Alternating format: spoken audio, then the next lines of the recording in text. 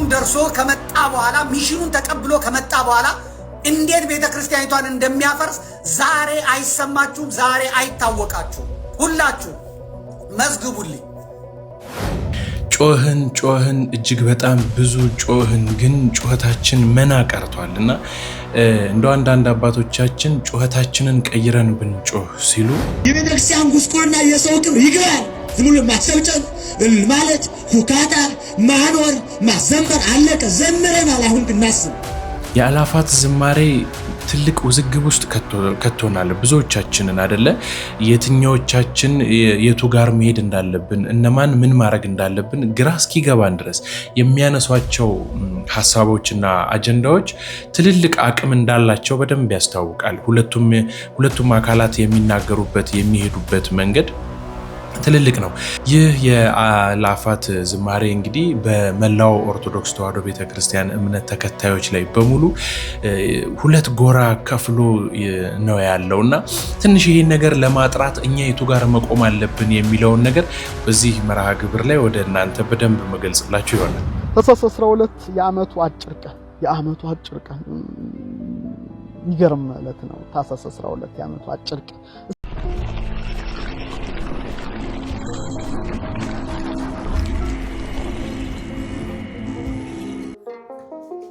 ሰላም ጤናን ፍቅርንና በረከትን ያድልልን። ውድ የተከበራችሁና የተወደዳችሁ የክርስቶስ ቤተሰቦች እንዲሁም የግዕዝ ሚዲያ ቤተሰቦች እንዴት ናችሁ? ደህና ናችሁ ወይ? ሁሉ መልካም ነው? ሁሉ አሸወይና ነው? ሁሉ ፋፈሽ ነው? እግዚአብሔር የተመሰገነ ይሁን። እጅግ በጣም ደህና ነን። ክብሩ ይስፋ ለመድኃኔዓለም። እንግዲህ ሰሞኑን ካሉት ወቅታዊ ከሆኑ ነገሮች ጋር ተነስቼ እነዚህን መርሃ ግብሮች አዘገጃጅቼ ይዤላችሁ መጥቻለሁኝ። ግዕዝ ሚዲያችን ነው፣ የትም መሄድ አትችሉም። እኔ ዲያቆን አበሜሌክ ነኝ። ባላችሁበት አረፍ ብላችሁ ይህንን መርሃ ግብር ብትከታተሉ አቋማችንን ሀሳባችንን ከማን ጋር ማድረግ አለብን፣ ማንን መከተል አለብን የሚሉ ነገሮችን በግልጽነት የምናያቸው ይሆናል። በቀጥታ ወደ መርሃ ግብሩ ብንሄድ መልካም ይመስለኛል። ከእናንተ የሚጠበቀው ሰብስክራይብ እና ላይክ ማድረግ ነው። 100 ሺህ ማስገባቷን ቻሌንጅ አታቁሟት። እሺ፣ ይህን ቪዲዮ ልጋብዛችሁና ሀሳብ አስተያየት እንሰጣለን። አንዷ ደግሞ የጥምቀትና የገና ወይም የልደት ጋድ አለው። ዋዜማው ጋድ ይባላል። አንዳንዶች የለውም ለጥምቀት ነው እንጂ ምናምን እያሉ እንትን የሚሉ አሉ። እና እሺ ሂሳቡን ያሳዩና 44ቱ እንዴት እንደሆነ እኮ ማሳየት አይችሉም። ከሌለው እንዴት 44ቱ ነው? ቤተክርስቲያን ግን በደንብ 40 የነቢያት ጾም የነ ሙሴ የነ ኤልያስ 40 ቀን እንደጾሙ እኛም እንጾማለን፣ በረከታቸውን እንካፈላለን። ሶስቱ የአብርሃም ሶሪያዊ በሌላም አሉ ምስያዎች። አንዱ ይበቃናል። አንዷ ደግሞ ጋድ ናት። ጋድ ግን ሁለት አደረጋችሁት ይላል። እንዴ ሁለቱም እንዴ አንድ ነው። ጋድ ሲቆጠር ማለት ነው። አንድ ነው ጋድ ማለት ሲቆጠር ነው። ከሰባቱ አጽዋማት ሲቆጠር አንድ ጋድ ተብሎ ነው የሚቆጠረው። ልክ ጾመ ድህነትም እኮ እንግዲህማ ሁለት ነው። ሮብ አለ ዓርብ አለ እና ሁለት ሆኖ እኮ አይቆጠርም። ሲቆጠር እንዳንድ ነው። ለዛውም ብዙ ጾመ ድህነት ብዙ ሮብና ዓርቦች ናቸው። ግን በዓመት ውስጥ ያሉት ሮብና ዓርቦች ተቆጥረው እንዳንድ ነው የሚቆጠሩት በሰባቱ አጽዋማት ውስጥ። እንደዛ ሁሉ ሁለቱ ጋዶች ሁለት ጊዜ ነው የምንጾማቸው ጋድ የምንላቸው፣ ግን ሲቆጠሩ ግን ከሰባቱ አጽዋማት እንዳንድ ነው የምንቆጥራቸው ማለት እንጂ ጋድን ሁለት አደረጋቸው አላደረግነውም። ጋድ ሲቆጠር እንዳንድ ነው። ግን የልደትም የጥምቀትም ዋዜማ ግን ጋድ ነው። 44ኛ እሱ ነው። ጋድ ማለት ልዋጭ ማለት ነው። ተውላጥ ማለት ነው። ልዋጭ ጋድ። ገሃድ ማለት ደግሞ መገለጫ ሊሆን ይችላል። ግልጽ፣ ይፋ ማለት ነው። የሁለቱ ትርጉም እንዴት ይሰጣል ከጾሙ ጋር? አንደኛ ጋድ ልዋጭ ስንል ነገ ረቡዕ ነው፣ ስለዚህ ዛሬ ይጾማል። የነገ ጾም ወደ ዛሬ ተመጣ፣ ተለወጠ። ጋድ ልዋጭ። ገሃድ ማለት ደግሞ መገለጫ ይለዋል። መገለጫ የሚለው ደግሞ መገለጥ በይፋ የሚደረግ ስለሆነ ነገ በይፋ ሮብ ነው ወይ ዓርብ ነው ይባላል። ስለዚህ ዛሬ በይፋ ይጾማል። የገሃድ ጾም ይባላል። ድራረ ልደት ወድራረ ጥምቀት ብሎ ፍትሐ ነገሥቱ በአንቀጽ 15 ላይ የሚያስቀምጠው ቃል ነው። ይሄ ለሁለቱም መምህራኖቻችን ቃለ ሕይወት ያሰማልን። ቆንጆ አድርገው ነው የነገሩን አይደለ? ጋድ እንግዲህ በዓመት 2 ጊዜ ለገናና ጥምቀት ስለሚሆን እንደ ሁለት አይቆጠርም።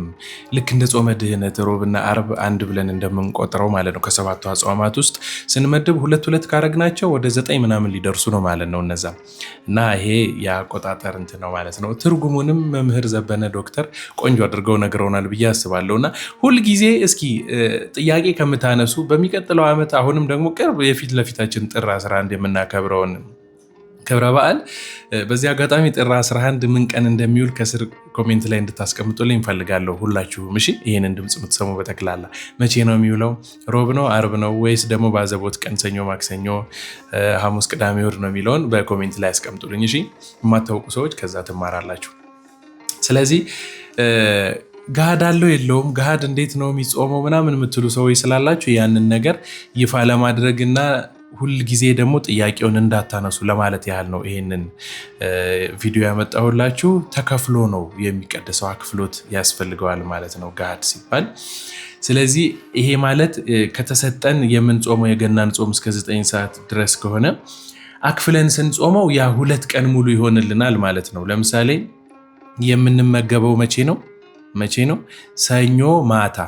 ሰኞ ማታ እንበላለን። ከዛ ማክሰኞ ቀኑን ሙሉ እንውላለን።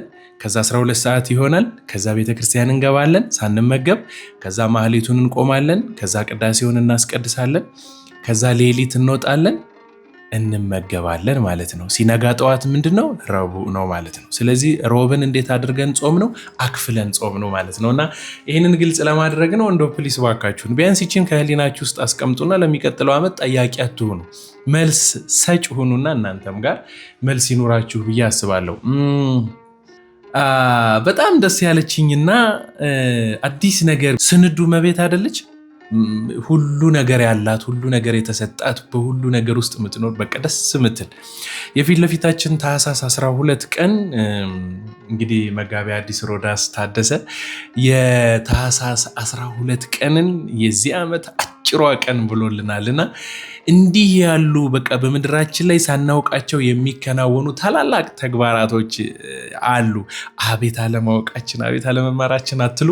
በእውነት በጣም ነው የሚገርመው። እኔ ተምሬው ቢሆን ይህን ትምህርት በጣም ደስ ባላይ ነበረ በቆሎ ትምህርት ቤት እያለሁኝና ከአንደበቱ ግን ብንሰማው ደግሞ ደስ ይላል። እስኪ እንየው ምን ያህል አጭር ትሆንብን የሆነው የዛን ቀን ታኅሳስ 12 ቀንን ሰንበት ቀን ነው የሚውለውና እስኪ ተከታትለን እናያዘውና እንደው አጭር ነው ረዥም ነው የሚለውን ራሳችንም ቼክ እንድናደርግ እንስማው። ታኅሳስ 12 የዓመቱ አጭር ቀን ይገርም ማለት ነው። ታኅሳስ 12 የዓመቱ አጭር ቀን እስቲ እንዴት እንደሆነ እንመልከት። እንግዲህ በሌላው ዓለም ዲሴምበር 21 ወይም አንዳንዴ 22 23 የሚሆንበት አጋጣሚ አለ እና ፀሐይ በፍኖተ ፀሐይ ወይም በፀሐይ ጎዳና ወይም በኤክሊፕቲክ መስመር በሰማያዊው ሉል ላይ ወደ ደቡብ አቅጣጫ መጓዛን የምታቆምበት ዕለት ነው። ዊንተር ሶልስቲስ ይባላል። ይህ ዕለት እንግዲህ በሰሜናዊ ንፍቀ ክበብ ክረምት ይጀምራል።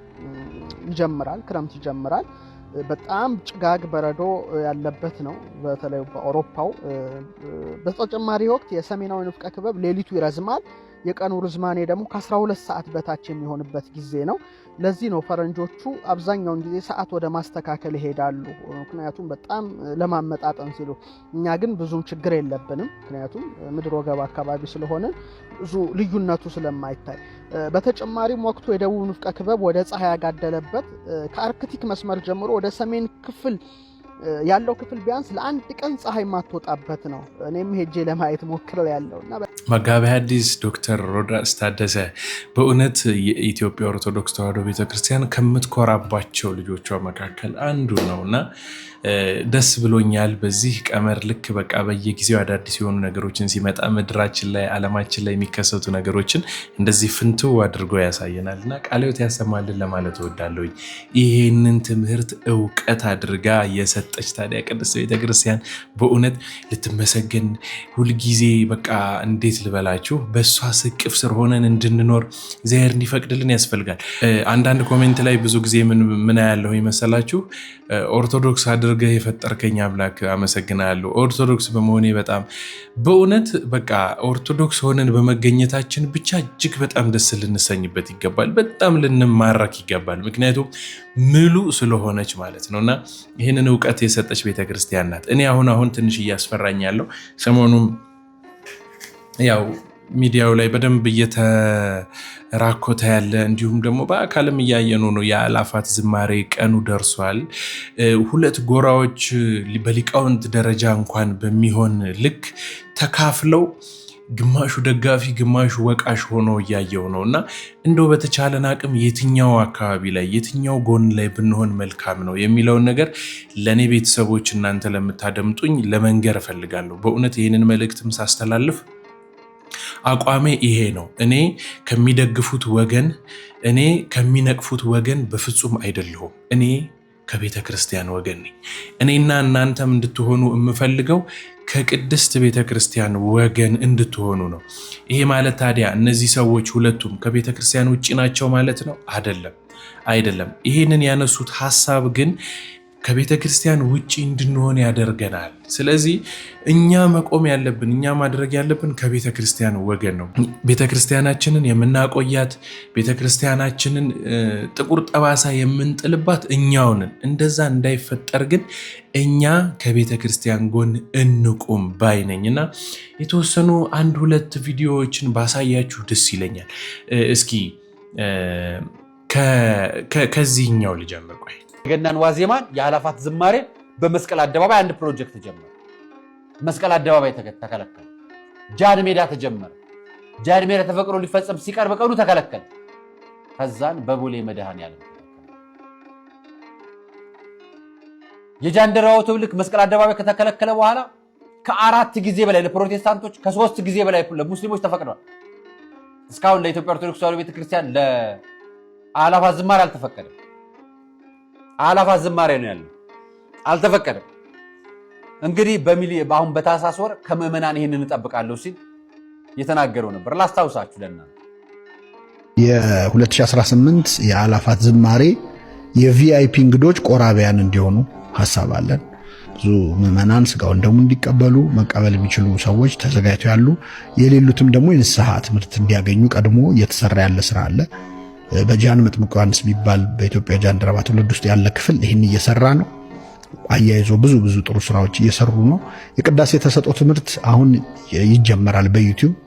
ስለዚህ ያ ቀን የአእላፋት ቅዳሴም ሆኖ በስክሪን ላይ ተሰጥኦውን እያየ ሰው እያነበበ አስቀድሶ ቆርቦ ዶሮ በመስራት የሚያልፈውን ጊዜ ቅድም እንዳነሳሳ ነው ሰው ራሱን በመስራት እንዲያሳልፈው ሌላው ቀርቶ እና የአእላፋት ዝማሬ የቪአይፒ ገቢዎች ቆራቢዎች ብቻ ናቸው። ቀጣይ የምንጠብቀው ታዋቂ አርቲስቶች፣ ደናሾች፣ ዘፋኞች፣ ተወዛዋዦች፣ ዳንኪራ መቾች፣ አስጨፋሪዎች፣ ሆይ ሆይ አስባይሎች አይደለም የምንጠብቀው። የቤተ ክርስቲያን የፊት ሰልፈኞች ቆራቢዎች ነው የምንጠብቀው። አዎ በየቀኑ እንናገራለን፣ በየቀኑ እንመሰክራለን። እያንዳንዱ ምዕመን እንዴት አድርገን አብረን ተባብረን አንዱ አንዱን ያድን ይባባላል። መጀመሪያ ራስህን አድን። መጀመሪያ ክርስቲያን ሁን። መጀመሪያ ስጋ ወደሙ ተቀበል። መጀመሪያ ስጋ ወደሙ ተቀበል። ከእግዚአብሔር ጋር ተፈራረም። መጀመሪያ ይህንን ቪዲዮ ያው ትንሽ ቆየት ያለ ቢሆንም ይህን ቪዲዮ ይዤላችሁ የመጣሁት ሐሳቡን በደንብ ግልጽ ለማድረግ ነው። ሐሳቡ ምንም ለሁላችንም ግልጽ ይመስለኛል። በእርግጥ ቆንጆ ሐሳብ የያዘ አይደለ? ስንሰማው ደስ ይለን የለ? ከዚህ በላይ ምን ይፈልጋል? የቪአይፒ ገቢዎች በቤተ ክርስቲያን ስታንዳርድ ስንመዝናቸው ቆራቢያን ሲሆኑ ደስ አይለንም? ይህን ነገር በደንብ ተመስጠን ልንሰማው፣ በእውነት ልንቀበለው ይገባል። ከፊት የሚቀመጡ ሰዎች ቆራቢያን ናቸው ቢባል፣ አሁን ሰርክ ጸሎት አለ፣ ቅዳሴ እናስቀድሳለን፣ ማህሌት እንቆማለን፣ ቆራቢያን ናቸው ከፊት ለፊት መቀመጥ ያለባቸው መምጣት ያለባቸው ቢባል ደስ አይልም? እጅግ በጣም ደስ የሚል ሐሳብ ነው። ሐሳቡ ደስ ይላል። የሚደረገውም ነገር እጅግ በጣም እኔ በጣም ቆንጆና ተበትኖ ያለውን ህዝበ ክርስቲያን መሰብሰብ ነው። ደስ የሚል ነገር እንዳለው ይሰማኛል። ነገር ግን በዚህኛው በኩል ደግሞ ያሉ ሊቃውንት እነ የኔታ ገብረ መድኅን ምን እንደሚሉና ምን እንደሚያነሱ ደግሞ የእነሱን ደግሞ እንስማ። የቤተክርስቲያን ጉስቁልና የሰው ክብር ይግባል። ዝም ብሎ ማሰብጨብ ማለት ሁካታ፣ ማኖር፣ ማዘመር አለቀ። ዘምረናል። አሁን ግን ማሰብ እንፈልጋለን። ሰው መሆናችን ማሰብ እንፈልጋለን። እውነት ተደብቋል። ኦርቶዶክስ ተፋዟል። ክርስቲያን መሆኑን ማያውቅ ዘማሪና አጨብጫቢ እንዲሆን ብቻ የተሰራበት ወዳጅ ውጣ። ጅላቱ ነፍራቃ ጅላጅል ሰውነቱን ማይረዳ እየሆንን ያለነው ከዚህ ወጥተን ማሰብ ይጠይቀናል። ያለንን ችግር ኦርቶዶክስ ማን እንደሆነ ታውቃላችሁ? ትልቅ የድንጋይ ወፍጮ እየፈጨ የሚደንስ ሰው ነው የሚመስለው። ታች ላይ ሆኖ የሚደንስ ሰው። እኛ ደግሞ በጭብጨባና በእልልታ የምንልካችሁ ደግሞ ልክ ማደንዘዣ ወጆች ነው የምንመስለው። ሰው መሆን አልቻልንም። ሰው ይታረዳል፣ ይገደላል፣ ኩላሊቱ ይወጣል፣ ያርዱታል፣ ይጥሉታል። ምንም ስለ ሰው ክብር የለም። ማንም ትንፍሽ የሚል የስብከት አቅጣጫ የለንም። እና እኔ የማስተምረው ህዝቤ መምህር ነኝ ያሉት ሙቶብኝ ምን አደርጋለሁ? ምንድነው መምህርነቴ? ሊቁ ምናምኑ ሰባኪው ምናምን ምን ያደርጋል? ስብከቴ አባት ምናምን ሊምናምን ምን ያደርግልኛል? እኔ እኮ ህዝብ ውስጥ አለ ነው። የበጎች እረኛ መሆን የሚቻለው በጎች ካሉ ነው። ከሌሉ ምንድነው እረኝነት? የኔታ በእውነት በቃ አላውቅም። ያው ከዚህ ሀሳብ ውጭ ባሉ ነገሮች ራሱ እጅግ በጣም የሚያረሰርሱን ናቸው። አሁን 1-2 ፍሬዎች አሉን ብለን ከምንጠራቸው መምህራኖቻችን አይደል ሊያነቁን የሚችሉ አነቃቂ አንደበት ከተባለ እነዚህን ነው መስማትም ያለብን። ምክንያቱም ቆንጆ አድርገው አመስጥረው እውነቱን ነው የሚነግሩን። እንደው እኛን ለማነቃቃት ለማነሳሳት አይደለም፣ እውነቱን ነው የሚነግሩን። ስለዚህ ይሄ ነገር የተሻለ ነው። አሁን እኔ እንደገባኝ 2 ጎራ ተከፍሎ የተያያዘው ሁለቱም ጎራዎች የሚያሳዩት አንድ መስመር ይመስለኛል። ቤተክርስቲያናችንን እንጠብቅ፣ ቤተክርስቲያናችንን ከፍ እናርግ፣ ቤተክርስቲያናችንን እንከተል። ሁለቱም ሐሳባቸው ያ ነው። በአእላፋት ዝማሬ ላይ ትልቅ ተቃውሞ እየቀረበ ያለው በደንብ እየተሰማ ካልሆነው ነገር አንዱና እኔ አሁን ልነግራችሁ የምፈልገው ይሄ ግንዛቤ የኔ ነው፣ ግን ደግሞ እየሆነም ያለ ነው። በአሜሪካ በመንግስታቱ ላይ ወይ ደግሞ ፓርላማው ላይ የኢትዮጵያ ኦርቶዶክስ ተዋሕዶ ቤተክርስቲያን እምነት ተከታይ የሆኑ ኃላፊዎች ለምሳሌ ሊቃነ ጳጳሳት፣ እርግጠኛ ስላልሆንኩ ነው እና አቡነ ሉቃስ ይመስሉኛል፣ እርግጠኛ አይደለሁም ለስሙ ግን ስለ አርሲው ዝም አንልም በሚል ሐሳብ ላይ ተነስተው ለዓለም ለማሳወቅ የቻሉትን ያህል እየሞከሩና ወደዛ ውስጥ ገብተው ለማጣራት ድጋፍ እንዲያገኝ ከዓለም መንግስታት ይሄ ጉዳይ ኢትዮጵያ ውስጥ ያለው የሃይማኖት ጭቆና፣ መገፋት፣ መዘረፍ፣ መደፈር፣ መገደል፣ መታረድ፣ ህፃናትን፣ አዛውንቱን ያው ሁሌ የምትሰሙት ነው። ይሄ 5፣ 6፣ 7 ዓመት ሆኖናል። የኢትዮጵያ ኦርቶዶክስ ተዋሕዶ ቤተክርስቲያኒቷ ብቻ ሳትሆን ሰሜኑን ክልል አንድ ብሔርን መርጦ ብቻ የማጥቃት ነገር ረጅም ጊዜ ሆኗል።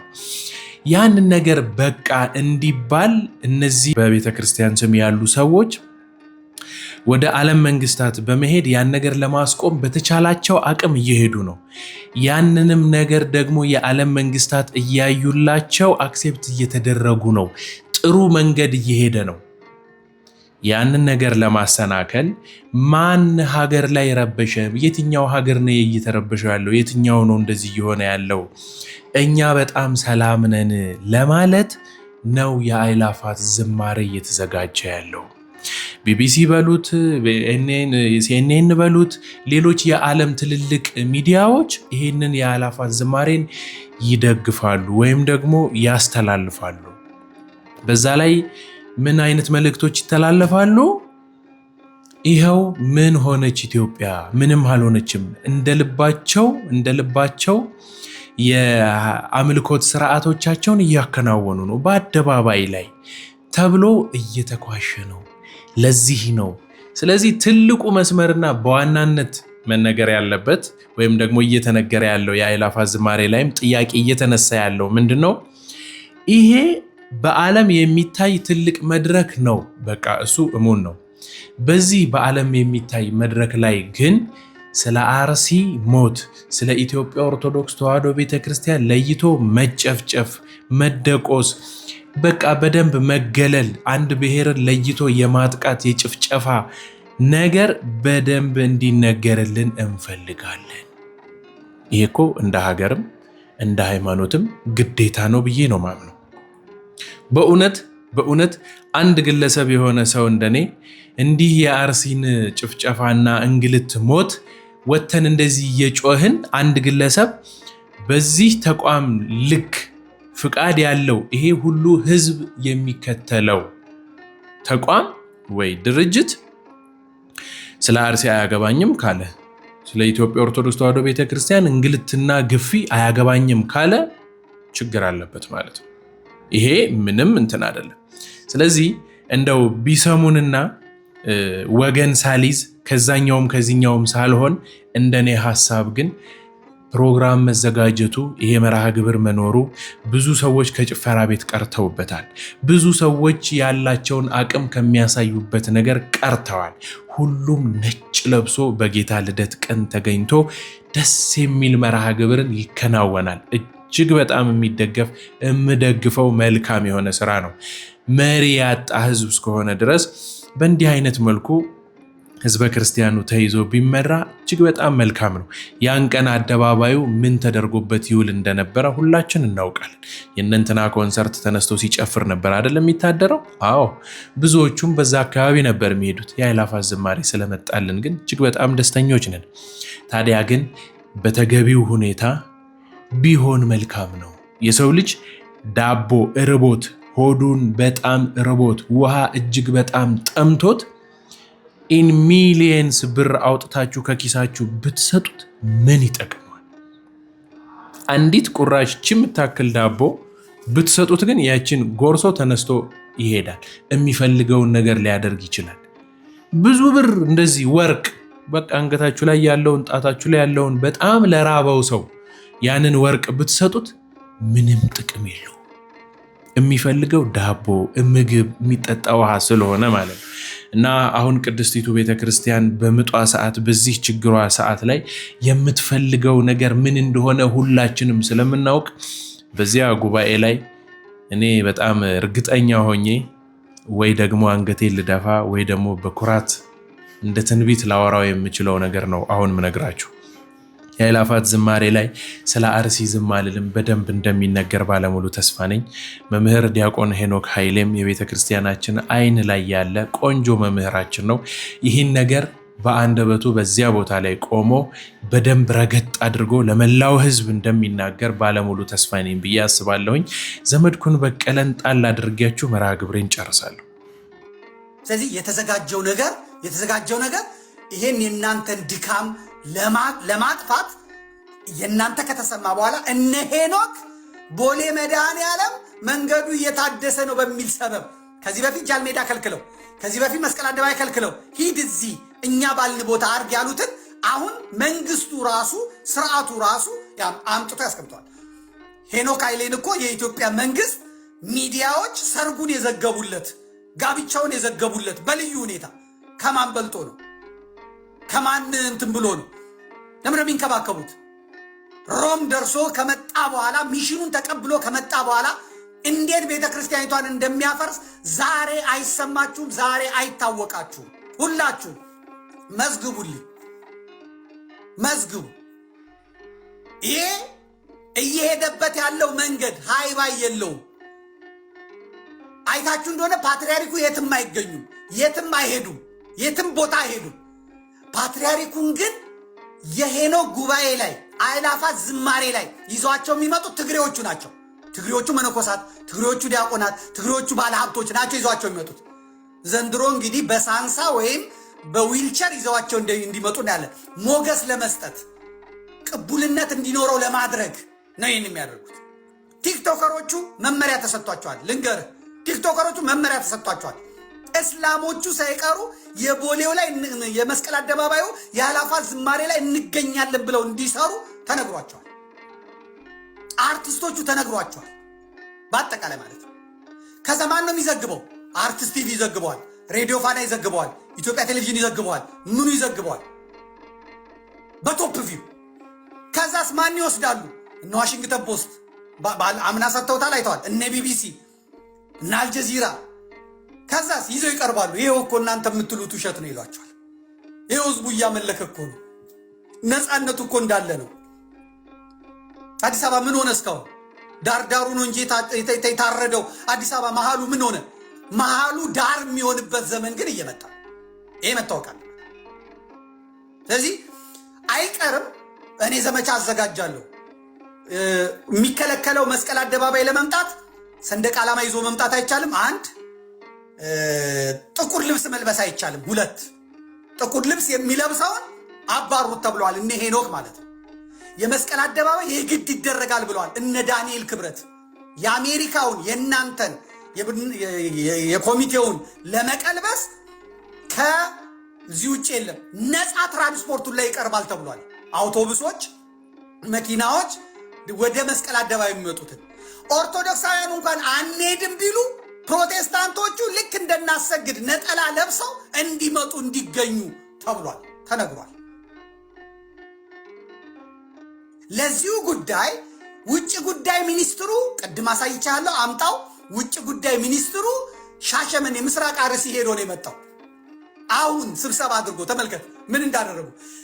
ዜናውን የዘገበው ደግሞ የአማራ ሚዲያ ኮርፖሬሽን የምዕራብ አሩሲ ዞንና የሻሸመኔ ነዋሪዎችን ያሳተፈ ህዝባዊ ውይይት በሻሸመኔ ከተማ እየተካሄደ ነው ይልና በውይይት መድረኩ ተመልከት የውጭ ጉዳይ ሚኒስትር ጌዲዮን ጢሞቴዎስ ዶክተር የአማራ ክልል ብልጽግና ፓርቲ ቅርንጫፍ ጽህፈት ቤት ኃላፊ ይርጋ ሲሳይ እና የኦሮሚያ ክልል ብልጽግና ፓርቲ ቅርንጫፍ ጽህፈት ቤት የአደረጃጀት ዘርፍ ኃላፊ መንግስቱ በቀለ ዶክተር ተገኝተዋል።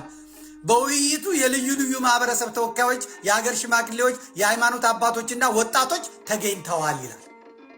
ጌዲዮን ጢሞቴዎስ አሩሲ ሄዷል። ውጭ ጉዳይ ነው። ስለዚህ አሁን እናንተ የምትከሱትን ክስ ጌዲዮን ጢሞቴዎስ ይኸው አወያይቻለሁ፣ የሃይማኖት አባቶች ነበሩ ይላል። እነ ታጋይ ደግሞ አሉ፣ እነ ቄስ ታጋይ ደግሞ አሉ። ምንም የተደረገ የለም እንደውም የሞቱት ሌላ እምነት ተከታዮች ነው ብሎ ነው ሪፖርት ያቀረቡት። ስለዚህ ይሄን አያይዘው ሊያረጉ ብሏል። ማደርገው ምንድን ነው? ቀን በቀን በቴሌቪዥንም ቴሌቪዥኑ ሲፈልግ ይዘጋ አእላፋት ዝማሬ እስኪቀርብ ድረስ በቴሌቪዥኔም በቲክቶኬም በቴሌግራሜም የታረዱትን የአሩሲ የታረዱትን የተጨፈጨፉትን የተቃጠሉትን ከሄኖክ ኃይሌ ፎቶ ጋር ከሄኖክ ኃይሌ ቪዲዮ ጋር ከሄኖክ ኃይሌ ሚስት ጋር አድርጌ እለጥፋለሁ። ሂዱ እያልኩ ማለት ነው። የምትሄዱ ሰዎች ጥቁር ልበሱ እያልኩ ማለት ነው። አለቅ። ይሄን ለመቀልበስ የሚደረግ ነገር አልሰማም፣ አንቀበልም። ከአሁኑ ቪዲዮ መስራት ጀምረዋል። የሚገርም ነገር ምንድን ነው የሚቅመው ይሄ ልጅ? ትግሬዎች ናቸው የሚሰሩት። በሚገርም ሁኔታ ነው የምነግርህ። ፕሮቴስታንቶች ናቸው እየሰሩብኝ ያሉት። ምንድን ነው ይሄ ልጅ የሚለው? ምንድን ነው ይሄ የሚለው? ምንድን ነው የሚናገረው? ልክል እችላለሁ፣ ልናዳምጥ እንችላለን። እንግዲህ ራሳችንን የቱ ጋር ቆም ብለን ማሰብ እንዳለብን የሚያሳየንን የሆነ ቪዲዮ ይመስለኛል ወደ እናንተ ይዤላችሁ የመጣሁት። እንደዛ ነው የሚሰማኝ። ስለዚህ አሁንም ቢሆን ሩጡ ሲሉን ሮጠን፣ ተቀመጡ ሲሉን ቁጭ ብለን፣ ቁሙ ሲሉን የምንቆም ከሆነ እኛ የህዳር አህያዎች ነን ማለት ነው። እንደ ጫኗት የምትጫን ማለት ነው። እንደዛ እንዳንሆን ቆም ብለን ምን እያደረግን ነው፣ የትኛው ነው ትክክል የሚለውን ተረጋግተን ብናስብ መልካም ይመስለኛል ብዬ አስባለሁ። እንዲሁም ደግሞ ደብራችንን እኛ እኮ ቤተክርስቲያን እኮ ማለት ደብራችን ናት። ባይዘው ከቃሊቲ ተነስቶ ወደ መስቀል አደባባይ የሚሄድ ሰው አለ። ዓለም ባንክ ተነስቶ ወይም ደግሞ ከ41 ኢየሱስ ተነስቶ ከሜክሲኮ ከየትም ከጣፎ ተነስቶ ወደ መስቀል አደባባይ የሚመጣ አለ።